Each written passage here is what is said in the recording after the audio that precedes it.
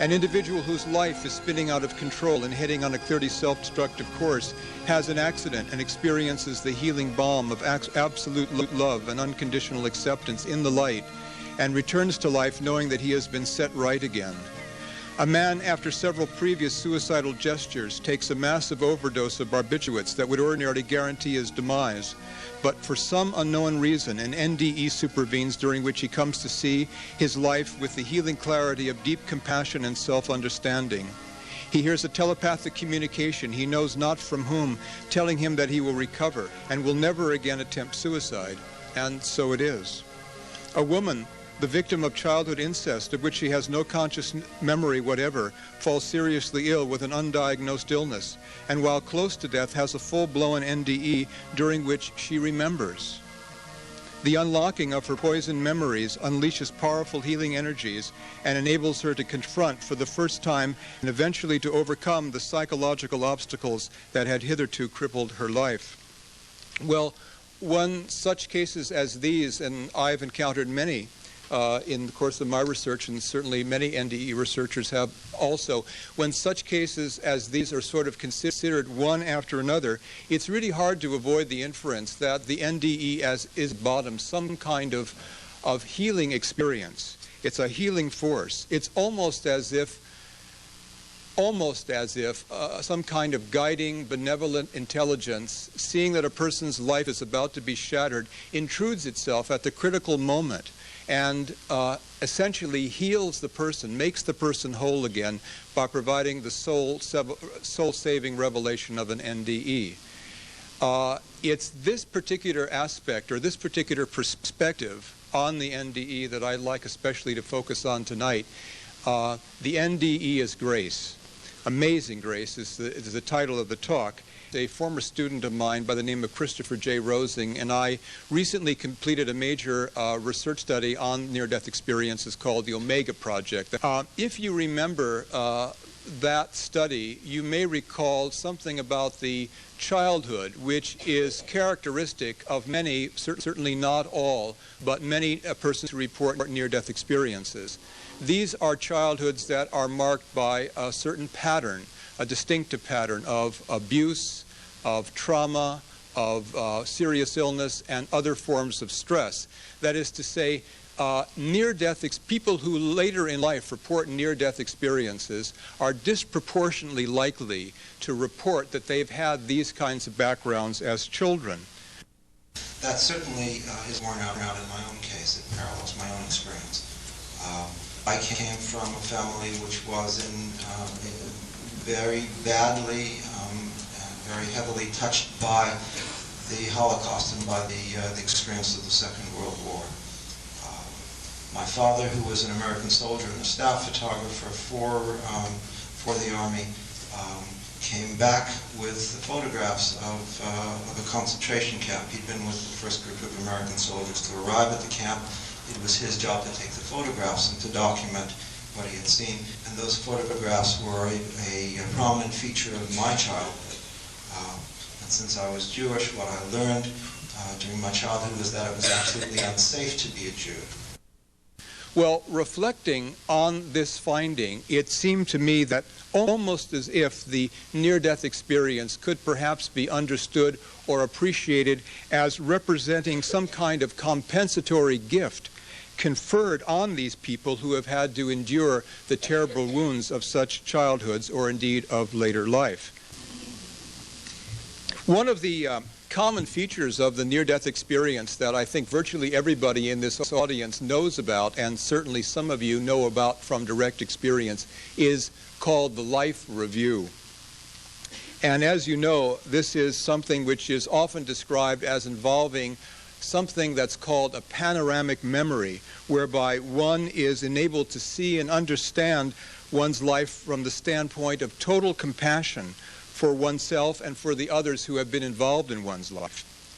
Now, seeing one's life in this way is, of course, a tremendous gift in itself and for several reasons. First, because you're able to see into the underlying reasons behind your actions and those of others toward you with complete compassionate understanding. You're able to forgive yourself and others for hurtful actions that have been taken.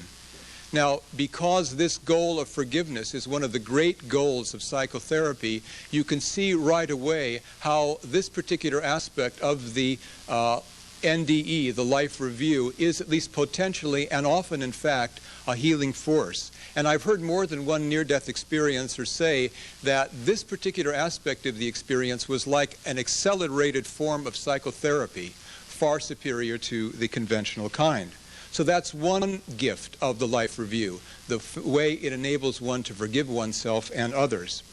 Second, you have an instant understanding of how your actions and indeed your thoughts and feelings affect others, often as a result of being able to experience these as effects upon yourself.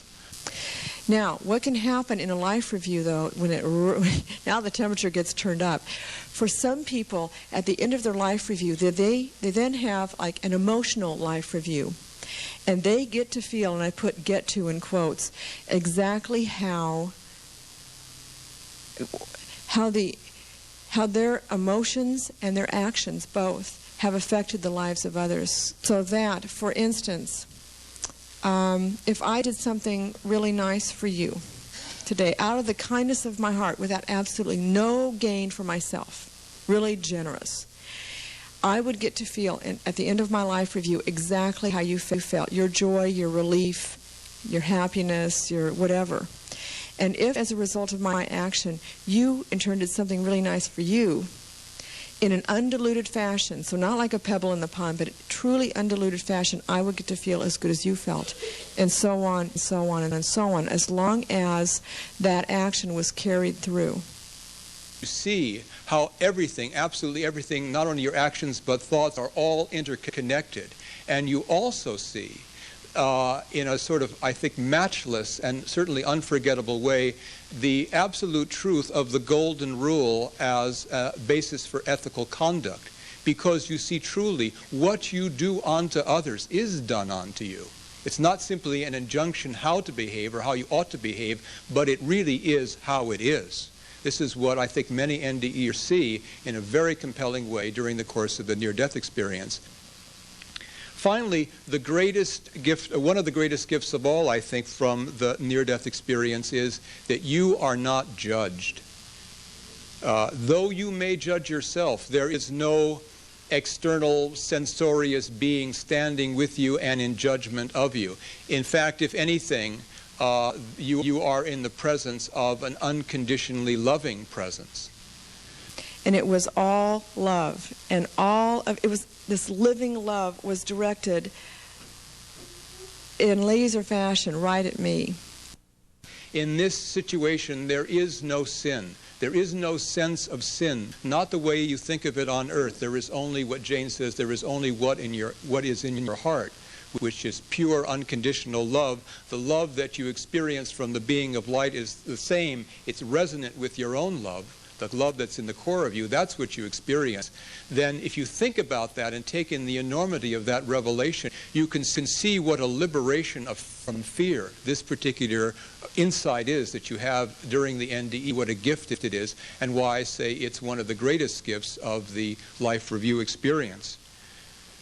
The last general point that I made about the life review, the lack of external judgment and the presence of this unconditional love leads quite naturally to the next gift of the NDE that I like to consider, and that's the gift of self-acceptance.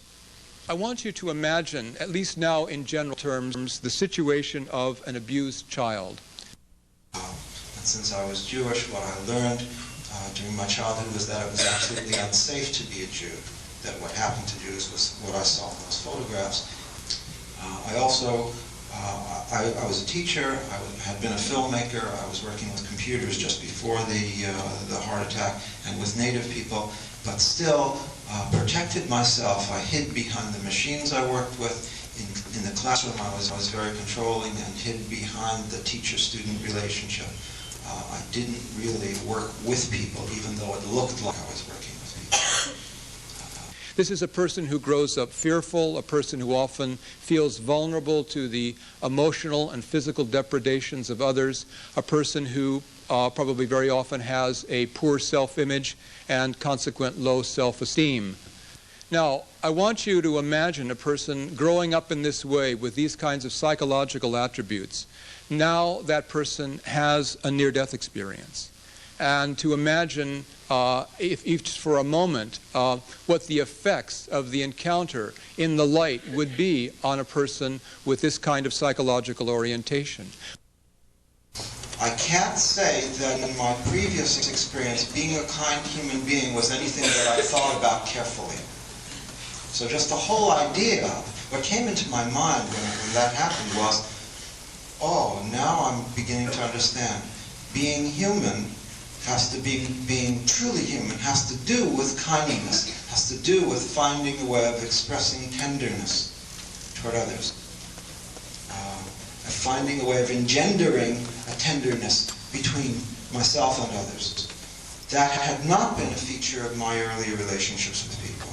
I was concerned with protecting myself from the possibility of tenderness in either direction.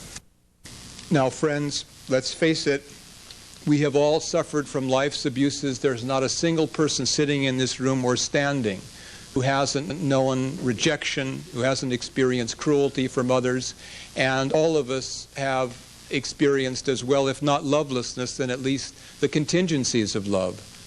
And by the same token, we can appreciate the gift that many people who have this experience receive, the gift of the indwelling spirit which animates that being.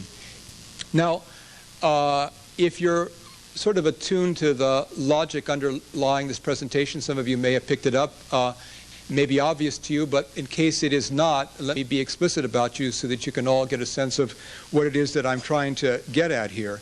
In effect, all that I'm doing is I'm beginning to take all of the well-known and highly reliable after effects of the near-death experience that have been studied by many and reported on by many NDE researchers now, and I write about this at length in my own previous book on NDEs, Heading Toward Omega. I'm taking all of those after effects and I'm beginning to look at them from a new perspective, from the perspective of the NDE as a compensatory gift, the NDE as a form of grace. And once you sort of see that this is sort of a stance that you can take toward the after effects of the NDE and indeed toward the NDE itself, then you can begin to look at the entire array of after effects, obviously from the same point of view. And it might be a useful exercise. It's not one that I want to sort of do and go through the entire list or anything like it. But just for a couple of examples,